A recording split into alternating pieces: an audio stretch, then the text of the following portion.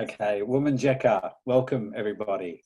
I just want to start by acknowledging the traditional owners of the land that we're on. In my case, it's the Wurundjeri people of the Kulin Nation, and Woman Jekka means welcome in their traditional language. I pay my respects to their elders, past, present and emerging, and take a moment for us all to just recognise how fortunate we are to be on the traditional lands that we have here in beautiful Victoria. So tonight's Conversation Circles is about regional networks, and we've called it a blueprint for thriving. So a thriving social enterprise ecosystem has many elements, and we're going to explore those tonight. The missing piece is often a network that both brings together the pieces and creates more than the sum of the parts. So this Conversation Circle considers what are the elements of a strong network. Recently launching to over 100 viewers, perhaps it was closer to 200, the Gippsland Social Enterprise Collective will fuel tonight's discussion by reflecting on its journey and what creates network capital. So I will stop my share now. So if the members of the collective could just take off your microphones and be ready to say hello, and I'll start with Jo. Hi. Jo, just say hello and introduce yourself. Hi, I'm Jo from Reactivate in Latrobe Valley, in Traralgon specifically. Oh, are we just going around? I'll handball. I'm Meg, and I work for the Wellington Shire Council as the youth coordinator, and we're based in Sale, or I'm actually sitting in Stratford at the moment, and I'll just handball over to Alison. Thanks. Hi, I'm Alison Skinner from Venus Bay, which is in South Gippsland, so down the bottom of the Gippsland area, and I manage the Venus Bay Community Centre, and I'm part of the network of neighbourhood houses across Gippsland and probably a whole lot of other things as well. Stephen. Yeah, hi everyone. I'm the Far Eastern Victorian here in sunny Marlow. It's great to be with you tonight. My interest in this comes from some of the kind of social pro bono work we do with our small consulting company and doing business and enterprise support for enterprises such as ones we are going to talk about tonight. Great. And I'm Sarah. Yeah, and Sarah. Yeah. Sorry. Two Sarahs. Two Sarahs. We have two Sarahs tonight. Hi everyone, I'm coming to you from Baw Shire in the beautiful Yarragon village. I work for Latrobe Valley Authority and I head up the business support service. So I work in collaboration with the local governments to support our business community. Over to you, Sarah. Sarah number. I'm Sarah. I'm just newly joined, representing Basque Coast. I live on Phillip Island and I'm part of the Startup Gippsland program. I'm just launching my own social enterprise shop. So yeah, really excited to be a part of it all. Fantastic. And Pete, I might just introduce you too. So Pete, of course, is the Senvic regional manager who, very much orchestrated the origins of this collective. And so Pete, just say hello, introduce yourself to the group. Thanks, Nick. I have had the great good fortune to have met this amazing group of social entrepreneurs while we were running a process to work out who was going to lead the sector for the region. And they actually self-organised and said to me, you don't really need to sort that out at all, Pete, because we've already got that in hand. I'm now desperately trying to keep up with all of the amazing ideas and things that this collective is doing. Fantastic. And that's a great way to segue to the first question, which, Jo, I might ask you to consider and tell the group. I've heard it described that the coming together of the collective was a fortunate accident. So can you tell us, where does the collective story begin? Yeah, so Senvic promoted an expression of interest for a local lead, and lots of us were interested. And we're all invited to a discussion, and we met up together and realised that it'd be really difficult to cover the whole of Gippsland from each of our locations because it's big. And as a group, we had the region covered with representatives from nearly all the LGAs, and we've since invited, welcome Sarah, I haven't met you yet, but we've also invited Steph, who couldn't be here tonight, but there's a great diversity in our group. We've got practitioners, government representatives, enablers, and together our networks has real depth. So we're working as a team, which is fantastic because everyone's got different skills to bring, and yeah, we've got the area covered. Thanks, Joe. And Sarah, if I can ask you, Gippsland's faced significant challenges in recent years. So whether that's the power industry closure, the mine fire, the bushfires, drought, the current pandemic. How important has that journey for Gippsland in recent history been to the bringing about of the collective? Yeah, it sounds pretty grim when you reel them all off like that, especially a lot only happening in the last, 12 to 3 years time. Well, I guess there's so many challenges facing all of our communities right now, and it's just the network couldn't have come at a better time. So, we're at a turning point for reimagining everything, like the way we live, the way we work, play, the way we learn, consume. And I think it's a real, social enterprise can play a really big part in that, and supporting the recovery as we go forward. And the Gippsland region, it already has a track record of successfully community-driven initiatives, lots of strong local voices.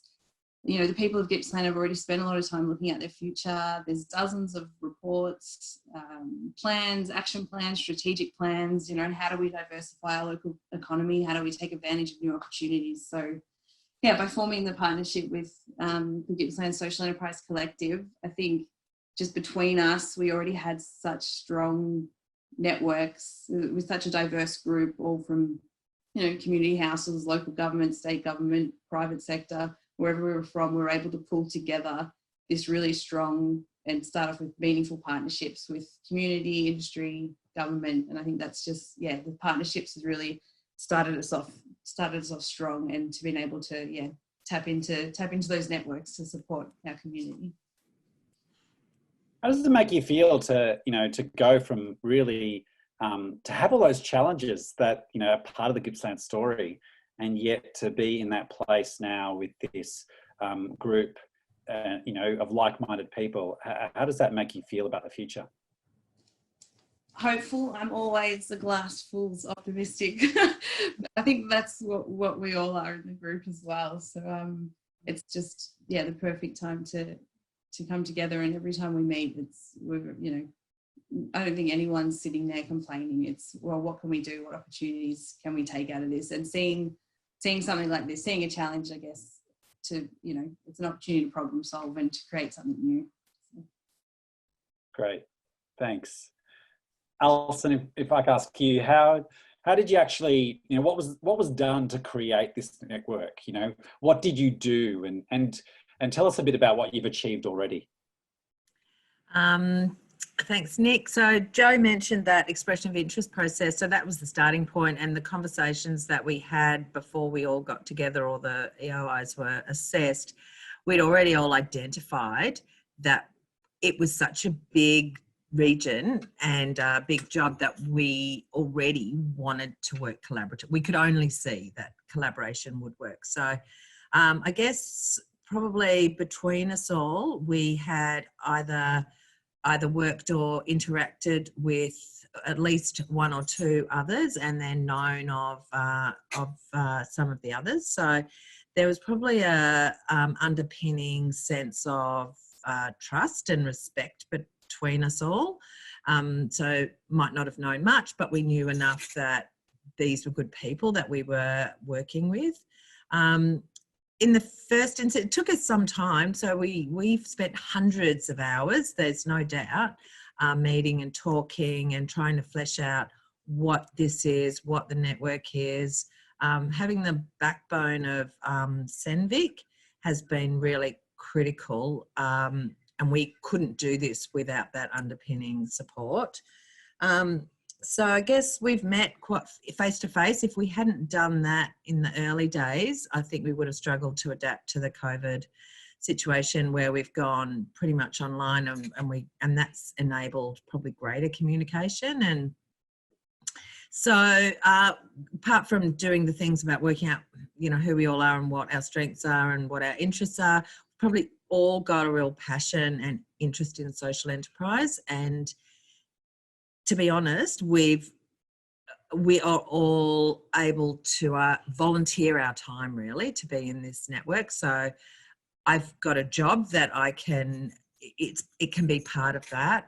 Some of the others have, you know, are doing it sort of as part of their job or just doing it as in-kind support, like Sarah and Steph particularly, and Andrea, you know, is doing a fair bit just because she can and she's passionate about it. So I think one of the really early success stories was having involvement from the Latrobe Valley Authority, and there was an opportunity to apply for a business collaboration fund. So we could really look at our branding for Gippsland as separate to, but referring to Senvic. We wanted to be a separate kind of entity or identity, sorry. So we were successful in that, which we, because we've got the backing of Senvic and we had that $10,000 funds for the network, we could leverage that, and we got $20,000 to do some branding. We identified another social enterprise that's a Gippsland-wide publication that we're using to foster communications, and we've really worked a lot on social media profiles. So Andrew's done an amazing job in that, and I think we've got a number of avenues of communication. The face-to-face stuff was really critical at the start. We've said goodbye to one participant, and we've welcomed 2-3 others over time. So we're very inclusive and welcoming, I think. So none of us are particularly ego-driven about this. We're in it to work together, and no, we couldn't do this on our own. So, and over time, we've really built an understanding of what we're envisaging for the area, and and then we do quite a lot of chatting on another kind of network so that we're not drowning in emails.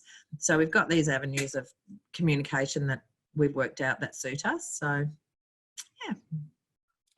Now, in case you did scare people off in talking about hundreds of hours spending time together, do you want to just tell us a bit more that, you know, about how you work together? You did mention their volunteer time, obviously, but you've spent a lot of time with each other over the years. Like, is that part of your story of the trust that you developed, that you've got familiarity with each other? I wouldn't have said any of us are really close friends. Probably maybe some are, but various ones have worked together. Others have had interactions together on and off over, you know, the last 10 years or something like that. We've known of projects that we've been involved in. So we had this underpinning trust. Sorry, I didn't mean to scare anyone off about the hundreds of hours, but I do want to acknowledge that, you know, we're doing, I suppose that means for us that we're willing to do that. And that's what it takes to kind of build that network. And I am a big one for acknowledging the massive volunteer contributions of all sectors that hardly ever gets acknowledged in budgets, but things can't be achieved unless we have our, you know, people who are passionate and willing to give their time and their expertise. So I didn't mean to scare anyone off, but collectively we probably have, because we've had to work out what we were doing. So the strength of numbers, right? It actually shares the burden when you have you know, there's that many people who are volunteering their time and willing to chip in. And what you said before about not being ego-centered, you know, I'm sure that's really important. And maybe that's a nice segue. I might ask Andrea the next question, which is, you know, what are the values that are important to make the collective work? Hi, everyone. Yeah, look, we thought quite a bit about this, of how we've all ended up together. And I suppose what I love about it is that we're not the usual suspects in lots of ways. I think there wasn't a top-down expectation that we would meet certain criteria that Sandvik trusted us to self-select in lots of ways, and it's probably quite an unusual group that really relishes what the others are great at, and they leap in to cover another's shortfalls. You know, that people know that I love being on Facebook. That's my platform, but that's not everybody's, and they're very happy to leave me to, you know, do what I do. And I think that's come from not being too prescriptive about who was going to make up the team. So yeah, I really like that there wasn't a selection criteria, because I think that starts to just get the same team together. I guess we all talked about the honesty and transparency, and that's really important. I did add that we all have really good manners. You know, I think that's something that I really appreciate, that everyone speaks in a really respectful way. You know, arguments are easily resolved because everybody respects so much about why we're all here. I will add that I broke my ankle yesterday or the day before, so everyone's been very sympathetic about the fact that I'm not totally prepared around this, and that they were all ready to jump in and speak on behalf of me had I not been able to front up today. I think by nature we're all a bit disruptors, perhaps, you know, a little bit square pegs in round holes in some ways, not wanting to just accept the business as usual, and that we all know everything has to be done differently now, and that we're all champions for that. That's great. So look, we might move to part 2 of tonight's conversation, and I'll go back to my shared screen. And this is just reflecting on Brad Feld's work on entrepreneurial ecosystems. Just bear with me for a moment. So first I'll just share this picture here. So this is the broad ecosystem that he used to explain what creates an entrepreneurial ecosystem. So Brad Feld argues that there are 7 capitals that need to be activated for a thriving ecosystem. And a network binds together the fragments of the ecosystem, which are usually, you know, the focus of many actors. And as you'll see around the outside of this screen, you know, there are ones that are quite familiar to us in the social entrepreneurial space. There are accelerators, there are incubators, there are serial entrepreneurs, there are startups, there are mentors, advisors, there are investors, of course. There are universities, there's government at the state, federal, local level as well. There's research in universities, and of course there's media, and there's mainstream large corporations. There are many, many actors that are in our economy, in our society, that are influencing. And so what this framework does, it allows you to focus on the 7 capitals at the center. And network capital and cultural capital, I'll just talk about those first. So that's down here. They are the dots that connect the key areas of capital which often capture our imagination, you know, but there's still critical infrastructure that's often forgotten by established players. So network capital is unique because it puts the social enterprise, this ecosystem is unique because it puts the entrepreneurs at the center of the ecosystem, rather than, as we have, let's say, played out in reality, as coming late to either the conversation about what's business or the conversation about what charity is. So why this approach is powerful is it's that opportunity to rethink, you know, what is the place of a strong social enterprise entrepreneur and community-led, you know, enterprise. So put community at the center there too, in terms of the becoming entrepreneur, the empowered, marginalized person suddenly realizing their own possibility through social enterprise. So once we place the entrepreneurs, the enterprises at the center, it brings a new light to everything that's there now. So the network is unique because it puts the social enterprise there at the centre and it shapes these key resources around us. And so often the tired complaint in social enterprise is that there isn't enough capital. But financial capital is just one aspect. Intellectual capital and human capital, they provide the essential resources for social enterprise because intellectual capital is about ideas, information, technologies, stories, educational activities, capacity building. Human capital is about talent and knowledge and skills and experience and diversity. And maybe, Joe, you said you were talking earlier about the diversity behind this collective. So can I ask you, what ideas and talent did you harness when coming together as part of the Gippsland Social Enterprise Collective? Well, thanks, Nick. I think the diversity of people brings that diversity of ideas. Like, we've all had different lived experiences, from even our Sarahs, they have a different lived experience because of their youth, which is a really valuable contribution. I think we've got artists, we've got, community workers. I've, been across a lot of, I'm probably a serial entrepreneur, actually. I was just looking at that chart thinking, what am I?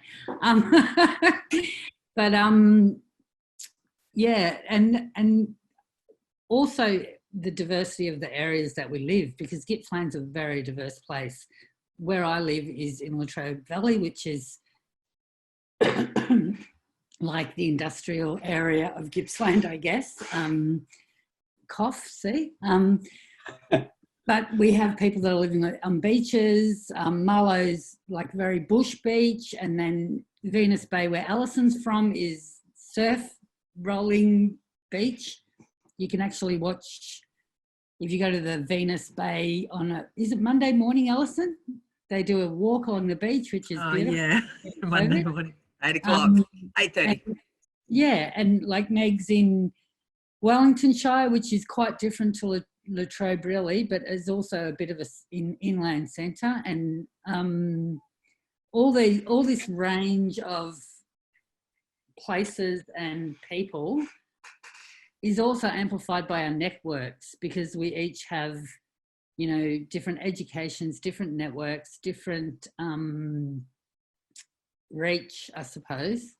And I think this was really well demonstrated at our launch when we had, the nearly, I'm going to say nearly 200 because I like the sound of that. Yep, I like nearly that. 200 people. And the people who showed up were diverse as well, ranging from people interested in starting a startup to experienced social enterprises to, local government, business development people. So, yeah, that diversity, I think, is a real strength. But, with our team, I think that the reason that we play together so well is because we're all quite passionate and united about valuing what a social enterprise is and wanting that to be part of the future for Gippsland.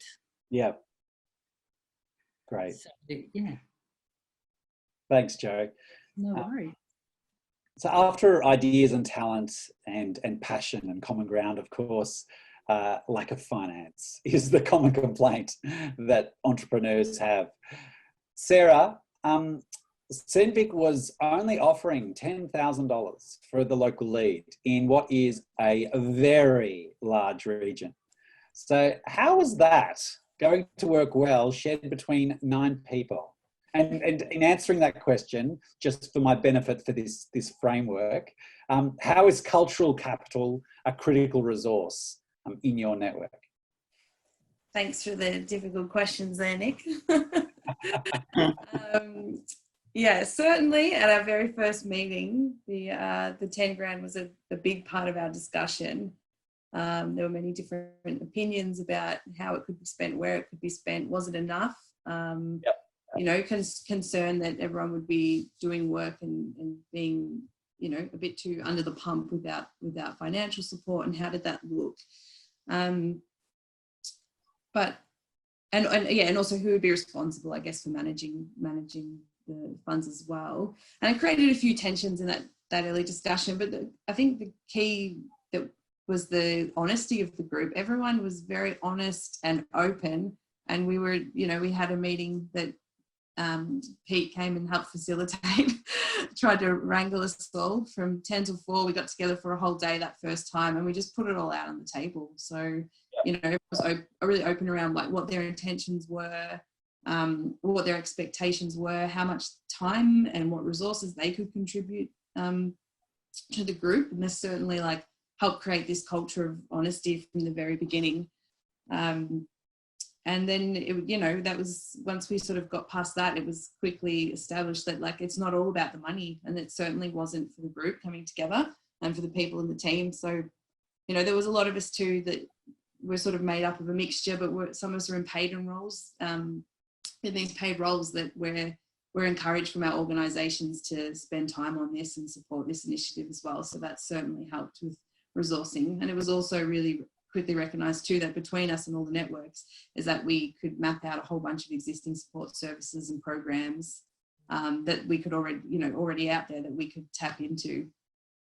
So that was a real benefit too. So we were able to use that 10 grand though for, as Alison spoke about, as, you know, I guess it acted more as, I don't even know if we've spent any of it. So no, we haven't. We've got Meg, who's doing a great job as administrating the cash there and being responsible for our budget, which is fantastic support. But it was really created, I guess, seed funding and an opportunity so we could leverage other initiatives and funding. So by having that support and backing from Senvic, you know, it was able to allow us to tap into the collaborative business activity funding for capability. And another part of that extra funding that we received was through a collaborative business activity fund. So securing that fund, I guess, is another success of working together as a consortium like this, because the goal of the funding was really around supporting collaboration across local government boundaries. It was more to enable it and to encourage people to work across boundaries. And then the GSET crew came in and were like, we're already doing this, help us grow. And they wouldn't have been able to access that grant without these partnerships. So, but again, it's not about the money, it's the cultural capital, as you said. And I think it's sharing the same attitude, mindset, inclusiveness, love of the place that we've been talking about. That was so important. And that was, it was evident from the start that's been it's been the key to our success so far, sharing those values. Great. Thanks, Sarah. So Meg, I might bring you in. You were mentioned just a second ago as being someone who handles the finances very deftly, it sounds. Which is hilarious. Yeah. I have my own finances. Yeah. I'm very tight. I think that's the most colourful treasurer's office I've ever seen. He's more than a treasurer. So Meg, can I ask you, Gippsland covers enormous spread of land, covers 6 local government areas. So physical capital usually means some type of, density, something that binds you physically, and, I suppose a quality of space, the fact that by being close together, there's fluidity, you can touch each other, and there's that common infrastructure. So was this a weakness in creating the Gippsland Collective? You'd think so, wouldn't you? But I think as it's been touched on already, the very fact that we can't very easily kind of traverse the landscape is why we're a collective, because we recognise really early on that, we cannot service and support a whole area alone. So it wasn't. In the beginning when we met, it was starting, people were starting to think, how often can we actually meet up physically and kind of get together? And the whole idea of meeting online was like a nightmare for us. And then COVID came. And so most of us, and in the rest of our life, we're really unhappy about that. But I think it's been a positive thing for us in moving forward quickly, because it's meant that we can meet regularly, that when we arrive at our meetings, we're not tired from 3 hours travel with the thought that we might have to drive another 3 hours to get home again. And I think it's also made us really focused. So, you know, when we have a meeting, we've got a purpose for that meeting. We might have a bit of a chit chat, but we've got a very clear purpose. That's why we meet. We've got other things in our lives, and we, you know, and we can make that time. The other thing about the physical capital is that in each of our shires, in each of our local government areas, we're all rich in resources, and we've got the physical and natural environments to support activities when we're able to support them. So it's just about you know, the networking that's already been mentioned that we've got individually in our spaces. Yeah, and you just change what that geography is, and at the moment it's online, which has really worked well for us. And yeah, right. It's a fantastic story, isn't it? That that actually through the lockdown and through COVID-19, it's actually opened us all to the willingness to use these weird rectangles and to come together and to, you know, make collaborations where previously we would have had many excuses. Yeah, absolutely. And it's timely that, is it today that the lockdown is technically over for many of you? I know. I hope we can't talk. Not over. Regional, aren't they? So what's going to happen next? Oh no, Well, don't answer that too early. We'll have breakout rooms in a moment. And actually there's one more capital I want to talk about tonight. And Stephen, I'll ask you, and maybe at this stage, I'll also just bring back that picture so that people can remember what we are talking about. So we're talking about these capitals. So we've been talking about intellectual capital, cultural capital, financial capital, human, physical, and network, which binds it all together. And the last one is institutional capital. So Stephen, I'll ask, so this is usually something we take for granted in Australia. So in part of this theory of what makes an entrepreneurial ecosystem, having stable systems of laws, sustained behaviours, you know, that benefit the ecosystem is really important to enable people to take risks, for investors to buy in. It's something we really do take for granted here in Australia, but perhaps not at the moment, you know, with lockdown, with the economic uncertainty we have, perhaps something has changed there in terms of what we need to give ourselves confidence. But if I can ask you, Stephen, what is the key resource that provides stability for the network and the collective in Gippsland? Yeah, so I think we all accept that government plays some quite key role, and I think it would be fair to say also that your typical institutional government is still finding its way through how to be the right partner in these sorts of initiatives. And I think it behooves us all to help support their possible cultural and behavioural change over time, because I think governments have a few things they need to think differently about in terms of how they enable success for social enterprise. And it's really about trying to step away from that very prescriptive sort of central sort of controlled demeanour that's often how they perceive success to be, and turn much more into being that kind of enabler and connector. And part of it is to almost let go of control and to kind of champion innovation, collaboration, inclusion through other ways and other methods,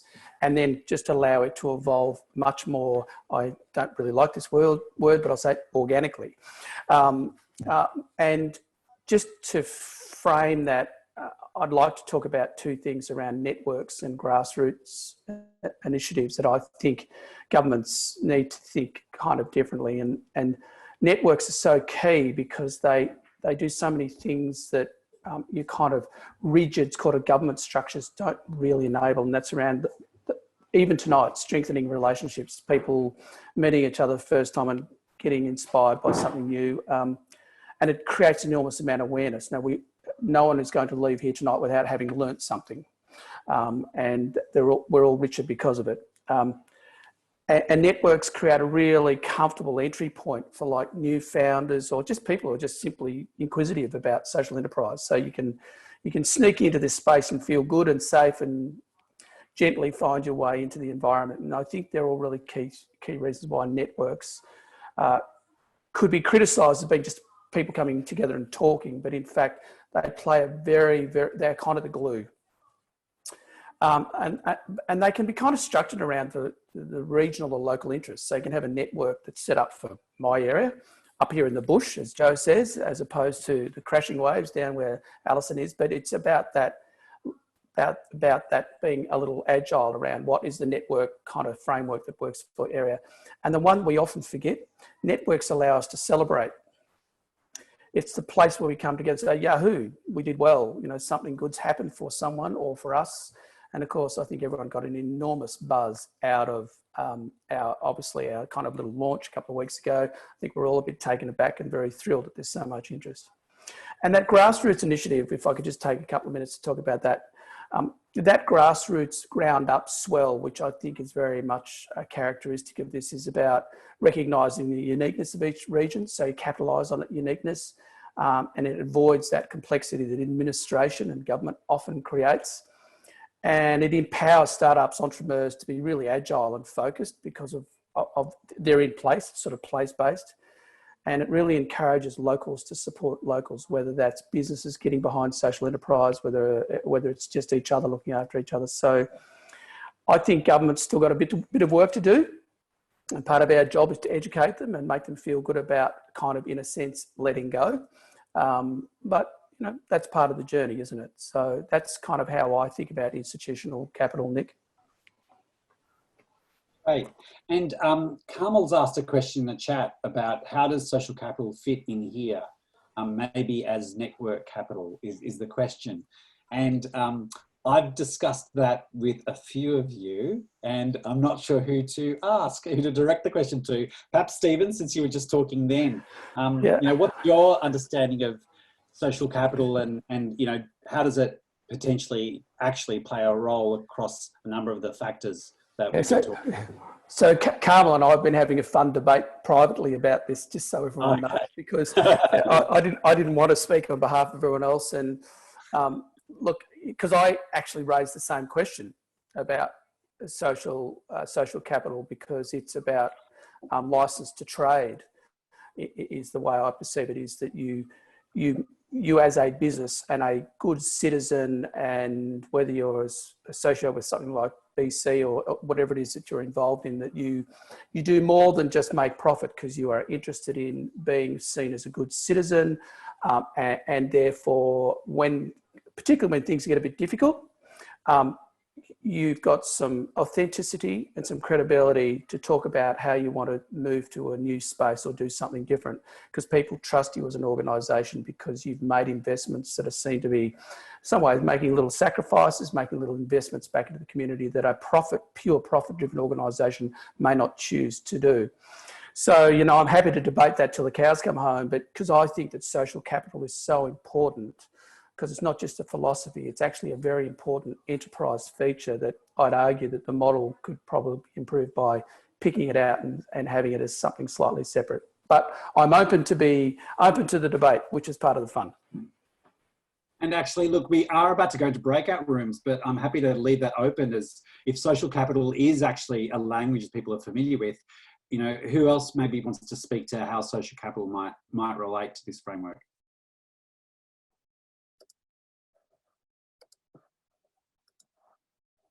No one? All right, then I'll have a crack if I must.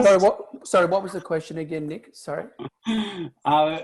Well, social capital is language that is familiar to many of us, particularly if you've worked in this space of trying to raise funds, speaking to government. Social capital is you know, familiar terminology, probably less so than network capital, for example. Yeah, I must admit, when we were introduced to this, I kind of struggled a bit with social capital, trying to jam it into one of these circles, because it doesn't. You know, it doesn't. No, it doesn't really work.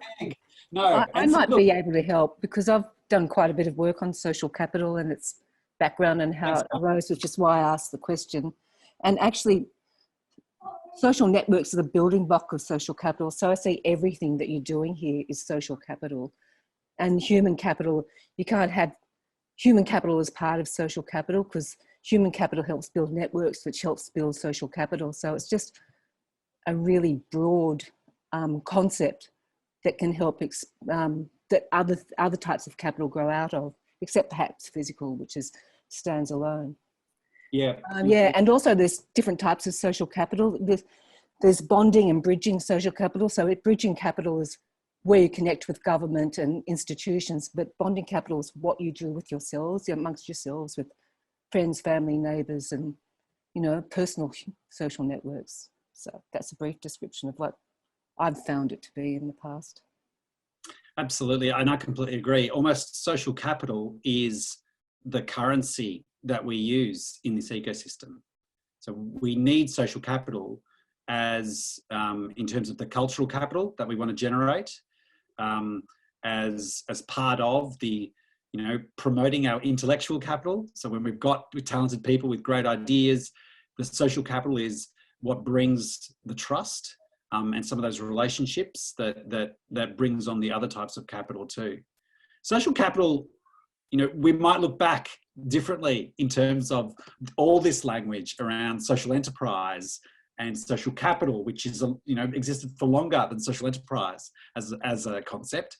We might look back when Senvic has achieved its mission of creating a thriving social enterprise sector where we have transformed business as usual and, you know, enhanced, you know, the purpose-driven economy. We might look back on all this discussion and say, oh, there was an intellectual journey and language evolved along this time. And so I don't think really social capital has a place here other than it really crosses all these areas. And this framework is just a device to help us reflect on, you know, what's strong and what's weak and, you know, what's made this collective work. I think it's been helpful. And that's a great segue, perhaps, to break into some smaller conversations around this. So we're gonna just break out for 20 minutes into small groups.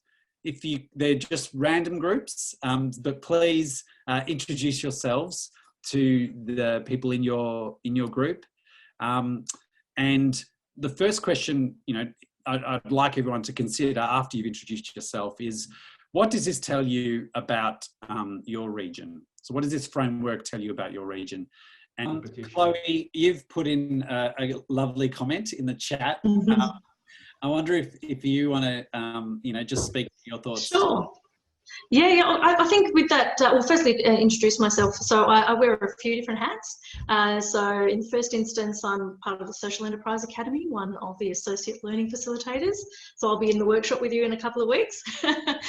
And also I have a social enterprise myself, which is Curate.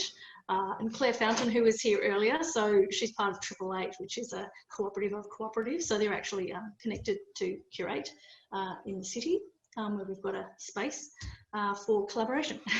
And I'm also part of another social enterprise, which is for e-learning for volunteers of NGOs, which is a social enterprise too. So in terms of that model, that's very much a model that I worked around when I was working as a community development coordinator in councils. So I was doing the social planning, and then from there I became like the corporate planner. And this was around the time when integrated planning and reporting came in for councils. And it was no longer about just doing a plan of what council does. It was about what are the local priorities and who are all the stakeholders involved in that, whether they're the local community groups, different spheres of government, service providers, educational institutions. So really it was about developing a whole of government, whole of community, whole of council plan, and it drew on all of those relationships. So it was really about representing and capturing everything that was on that model. into an integrated system. So then we could collectively share responsibility and share a sense of ownership over that plan. So then it wasn't like, oh, that's council's plan. It was, okay, this is our plan for how we are going to address our identified priorities. And then that meaning that everyone's invested in the outcomes. And so I think that is a very powerful model in that, because it's all about the relationships in terms of the system. A system has a purpose, a system has its components and its relationships between those components, which are toward that purpose. So that model really well reflects that, but really so much of it comes down to the relationships and the dynamics of how we work together. Right. And so what area, where are you located? Right now I'm actually in Newcastle. I mentioned this the last time we met. So I'm based in the Melbourne CBD where we've got our space, but I actually popped up to visit family the week before the second wave hit. So I'm very fortunate that I got locked out of the lockdown for this period. So I do look forward to getting back. I do feel very disjointed to be separate from the space and the work I've been doing there. But that's the virtue of being able to work remotely. We're all having to work remotely, so thankfully geography is no boundary. And look, I'm sure we'll all be united again soon in the same place. But I wonder, what are your reflections if your activity, your business is in central Melbourne, in the CBD? What does this conversation, this framework tonight, make you think about? What does it take to create, a regional network, so to speak, in the heart of the city like Melbourne? I think the dynamics are very much the same. It doesn't really change. I mean, okay, there is particularly in a non-Zoom environment, there's more easy, you don't have the 3-hour drive, or maybe sometimes in peak traffic you do, but you don't have the 3-hour drive to meet. But it's the same thing. It's about, that creating networks, that creating sharing.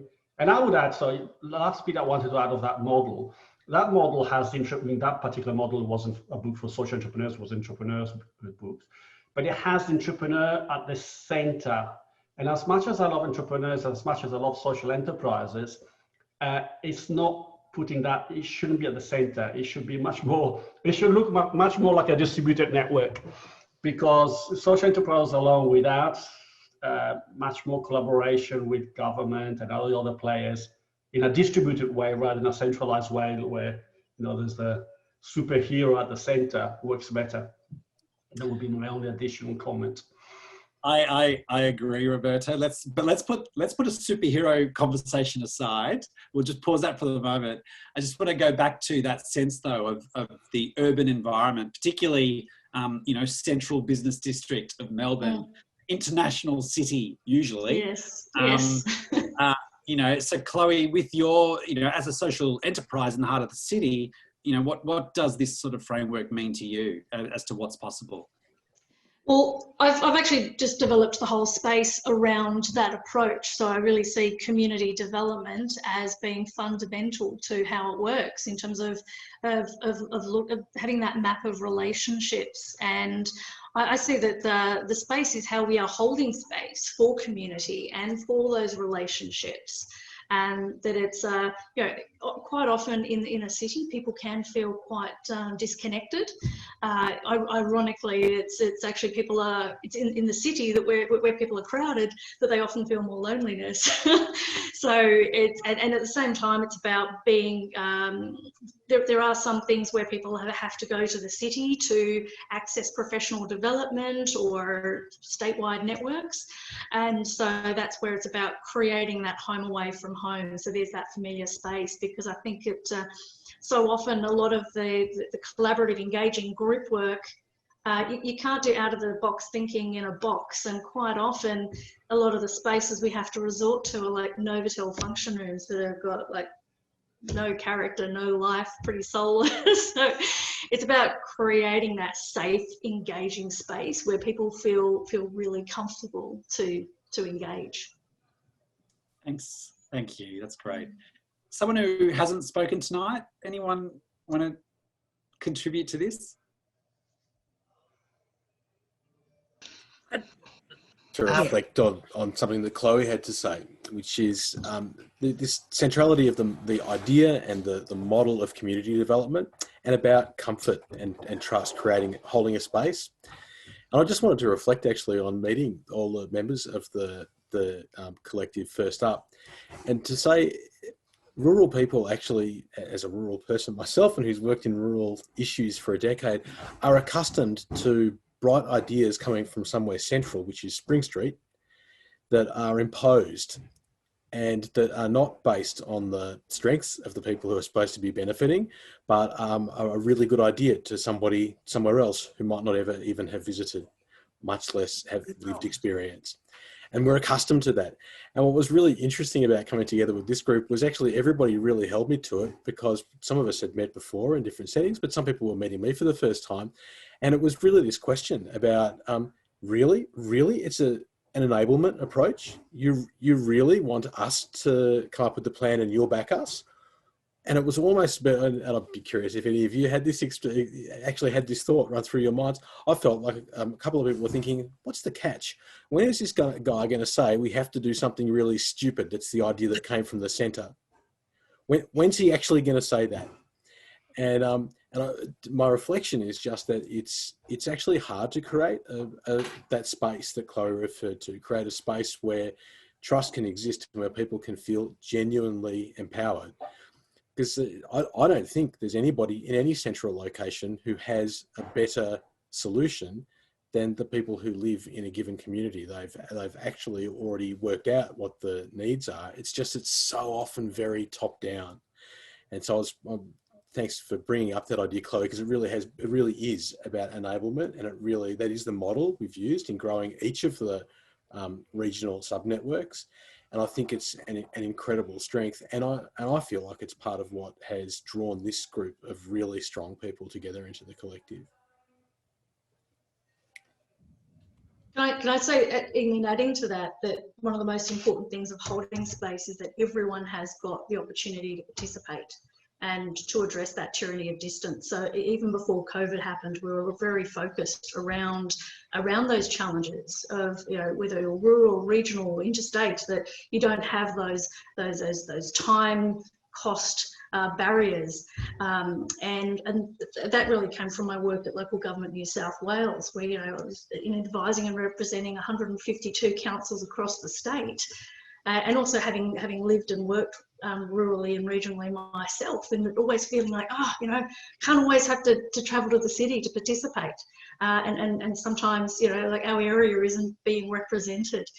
And that was one of the reasons why I set up Curate, with the focus around hybrid events, blended learning, having the live streaming and that participation. So you've got that synchronous delivery of people in the room and online, and everyone is able to participate. So the very last event that we hosted before the lockdown, in fact, we were even not knowing if it was going to go ahead, it was like 3 days before. It was actually Department of Premier and Cabinet running a statewide consultation on the new youth strategy. And within 24 hours, about half the participants pulled out, and a lot of those were the regional participants. So, we're not going into the city. That's where the sick people are. We don't want to bring the virus out to our communities. And so, very quickly, we were able to turn it around for them and actually make it a hybrid event where half the participants were online, and that people who were online could actually see what was happening in the room, interact with the people in the room, and have that seamless experience. And it was a great one to sort of finish up on before the lockdown, to really see that this is what it's about, that there are no barriers to participation. Yeah, definitely. The lockdown has paradoxically opened us up to connecting in these ways that before we wouldn't have been prepared to do. So, Neil, I think I saw your hand up before. I thought you might want to contribute. Yeah, just a couple of things I probably wanted to say. Having been involved in the Gippsland application to Senvic early on, and now having buggered off to work for the government in the bushfire recovery, for a long time, an organisation I've belonged to, the Centre for Rural Communities, has been a real advocate of that.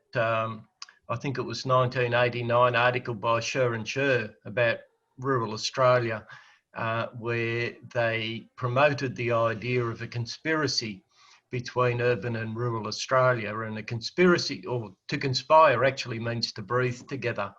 And there is an interdependency between rural and urban, and I don't think we work hard enough on that.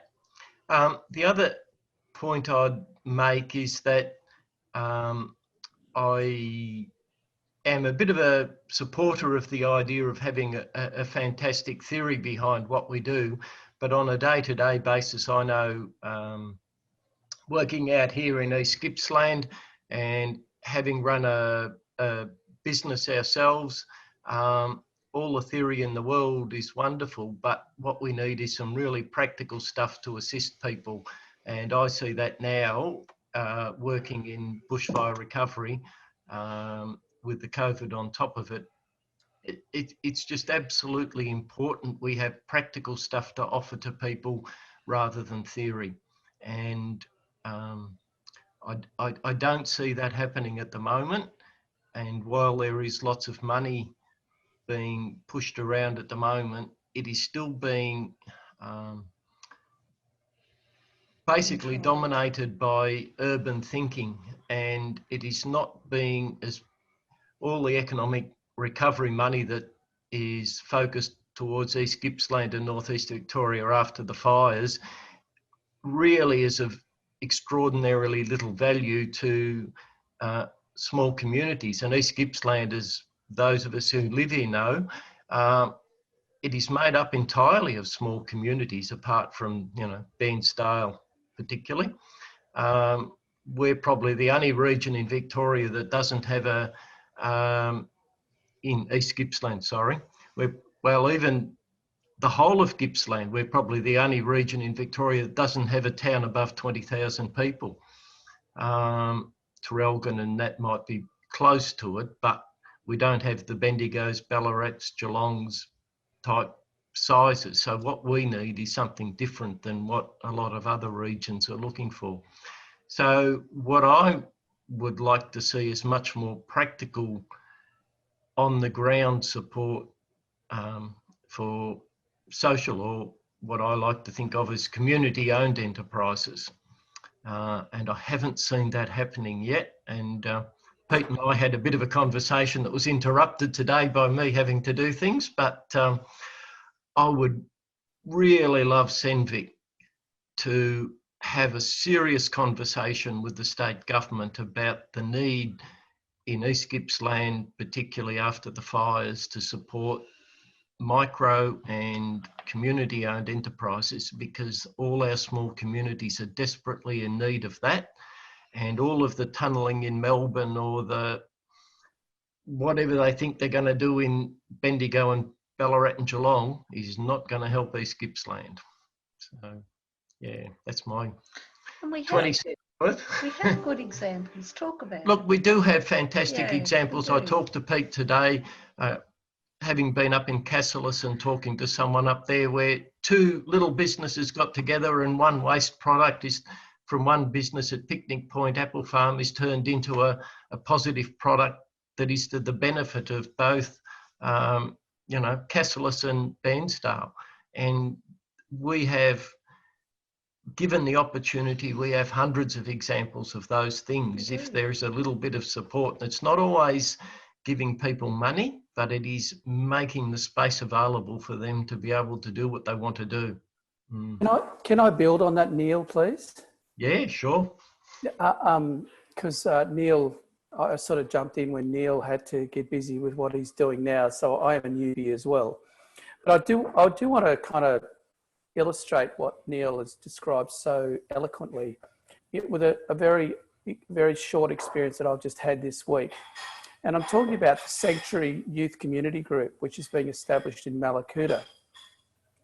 And so you've got an enthusiastic, bright, very, very brave young lady, Brodie, who has seen a need in the most remote part of our whole region.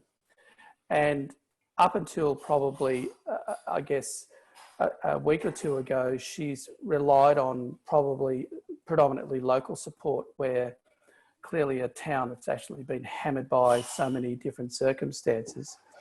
And so she, through our little network, which is this one, I heard about her, and I see people nodding, so obviously some people know a bit about what she's doing. She needed exactly what Neil has just described, practical advice about how to navigate the complexities of business, in a sense. And so we've connected her with a lawyer, we've connected her with an accountant, and she needs that really practical sort of stuff that is now, I think Sarah Tate would call that concierge, but it's that practical, empathetic stuff that'll help her de-stress, because she was actually getting quite stressed. And she's doing this thing to help kind of kids that are, I guess, having a hard time in a very remote area, and trying to create momentum around perhaps some jobs. And so I think what Neil's describing is what does make this area just a little bit unique, just our remoteness and spread. And we need to not forget about the Goongaras and the Cairn Rivers and all of those places right up in there. And Castle, it's my home country, Neil.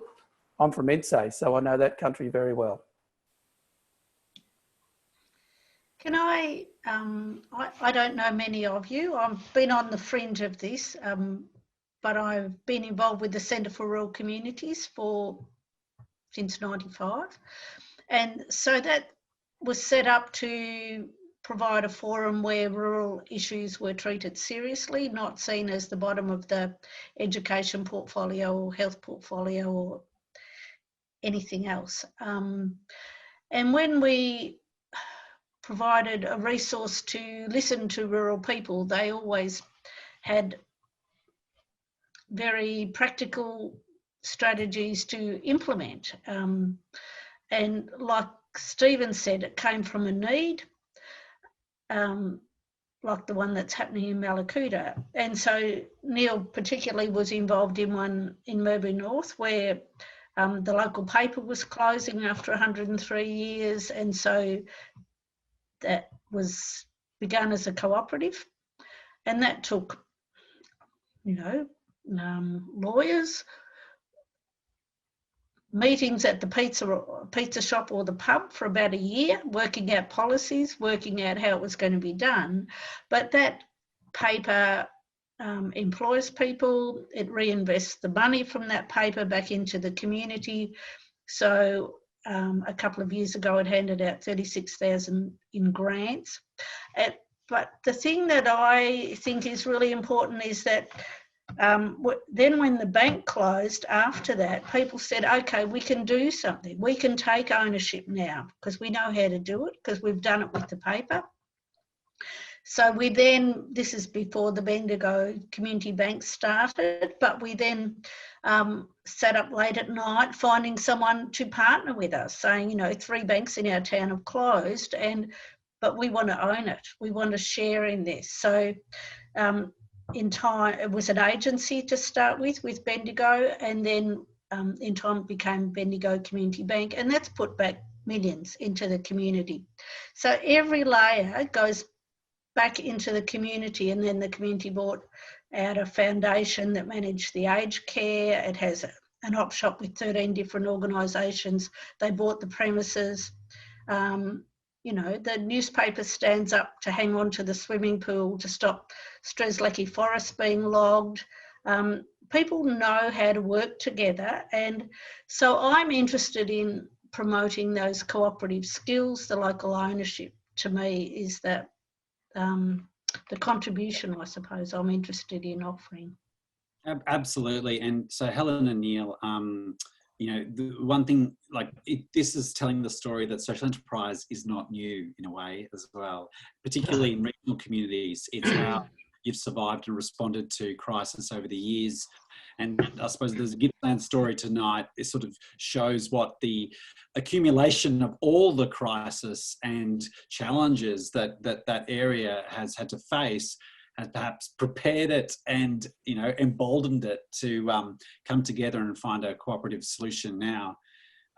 what I want to say is, you know, Sorry, Nick, can I just say, a few years ago, I did some work with the Brotherhood of St. Lawrence, and they were surprised to learn that in about 1895, 45% of Australians were members of mutual societies.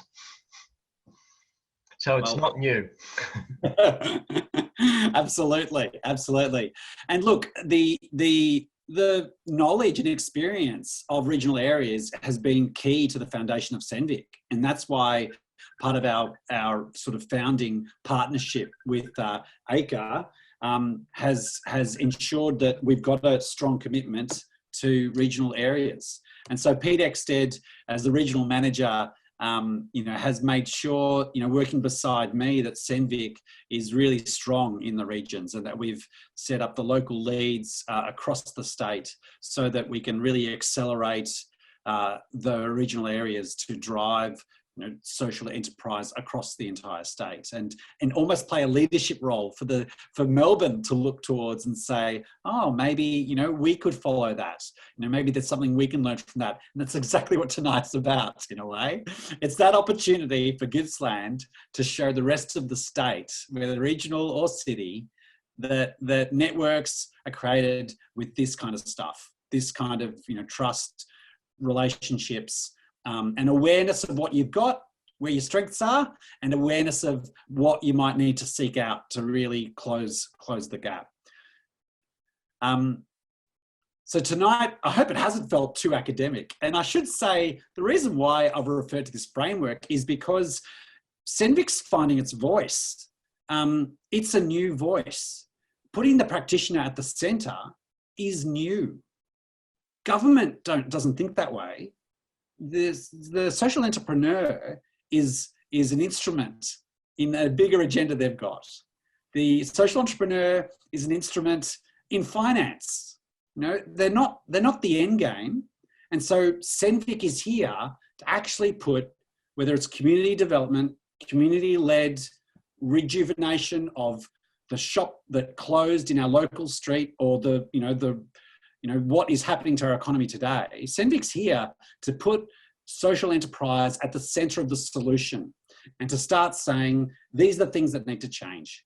And so that image I have adopted from the entrepreneurial ecosystem, because it really is quite powerful in telling that story, in saying, thank you, accelerators, universities, all of you around that wheel, you've all done a great job. But now let's have a different conversation. And, you know, let's start with some fundamentals. And that's what Senvic is doing, with bringing you together and starting to strengthen ourselves to talk that way, so that we can get the regulation we need, the laws we need, the finance we need, the partnerships with government that we need, you know, to put all the pieces together.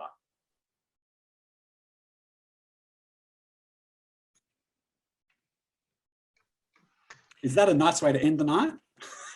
Sounds great. I haven't, I'm not sure if we're over time or anything, but I just thought I could quickly also introduce myself. I'd love to hear. My name is Emily. I'm from the Gippsland East Land. So a vision is to, can you hear me? Yes, I can hear you. Yes, good. Excellent. I have trouble sometimes with my headphones and things, so. So our vision is to support young people to achieve the best possible education, training, and transition towards employment outcome possible. So we're based at the hub on Dalmahoy Street in Bairnsdale in East Gippsland. Here now I'm in Narromine Lane, closer to Lakes Entrance, working from home. I started the Senvic Social Enterprise Guided Learning Program. Thanks to Andrea Lane, who shared this opportunity with me. I think it's very exciting that the work in that space and the opportunities for young people at the moment. From the LEND point of view, it's about exploring the idea of starting up a social enterprise. Identifying, I'm doing the first module now, so it's all about identifying the problem, and the problem seems clear in terms of us working with young people and everything that young people are facing here after bushfire and now COVID, the reality of youth unemployment. So So looking at tackling that issue, and I see that social enterprise has a key role to, I see that it has a key role to play in terms of upskilling young people, and those skills are transferable afterwards, but also to support those youth-led initiatives, whether it's to just start up a project and close it up and what a young person would have learned from that, but also to support that those ones that have that entrepreneurship vibe and wants to follow a career with their own enterprise. So I guess for me, I see that it's a very important network and there's great opportunities and potential for young people. I've touched base with them and heard about what's happening in Malakuta with the youth sanctuary, and have attempted as well to provide support, but looking at how we can work better and develop a network that really supports it from a young age. I come from Canada, so the last 4 years, actually, we've recently moved back from Canada, and my daughter over there went to an alternative school that was project-based, and they were doing things in primary school, teaching entrepreneurship skills. Well, everything was based around, it was project-based. So the whole educational model, when you had finished your, teachers would deliver French as first language over there, English, and then you had your everything else, art, science, history. They started philosophy in primary school over there, was all project-based, so based on the interest of the child, and a lot of those projects were entrepreneurship-based. So whether it was a social issue that the young person was passionate about, and then they would do that big event where the social entrepreneur for a day would run their business. So they called it the big day for the small entrepreneurs or something like that. And so you could see it from as little as 10 years old coming up with great concept for businesses, and whether it was baking cupcakes or raising funds, or making things out of fabrics, scrunchies and things, and to raise funds and donate to a cause. So I think to be able to create that from a young age has powerful impact, and I guess I'm excited to be. I want to be part of it, and excited to what the openings, the opportunities it can give young people. Yeah. Thanks. Yeah. That's Thanks, so great to hear, Emily. And the model, I think it's fantastic, being centered around young, so the way I saw it is it's the young person at the center. And I think prior to that, I worked with Meg in local government youth engagement before we moved to Canada, and supported, co-designed it with young people, the Youth Ambassador Program. So that idea of working with young people, and the Youth Ambassador concept came out from a youth forum. So it was young people coming up with ideas of how we're going to answer, will we have a voice in local government, how will we make an impact in a community, and them from that grassroots level coming up with those concepts, and I guess having networks to nurture that. So I think it's just working out what's the best next step now. We have a great facility at the hub. At the moment it's closed obviously due to COVID, but using virtual in networks, and how can we run an event virtual before the end of the year to inspire young people. I'd love to explore ideas with you all, brainstorm and make something great happen. That is lovely. It's a lovely thing to end the night on, the optimism and opportunity in terms of the next generation, and how that's going to shape the future. But also, the optimism about what's going to happen once this lockdown's over, and this collective can really take off. And Emily, I'm sure you've got some great new connections here, in the Gippsland area. So thank you. And if people are comfortable, I think this is a great time to say thank you to everyone for coming tonight. I think it's been a really stimulating evening. I enjoy every time I get together with this collective, because you are such a group of inspiring, eclectic eclectic and inspiring people. And it's that diversity, that passion that you all have, which makes these gatherings always fantastic. So thank you all for tonight, and thanks all for coming and being part of it. Thanks, everyone. Bye. Bye. Thanks, everyone. See you all soon. Thanks, everyone.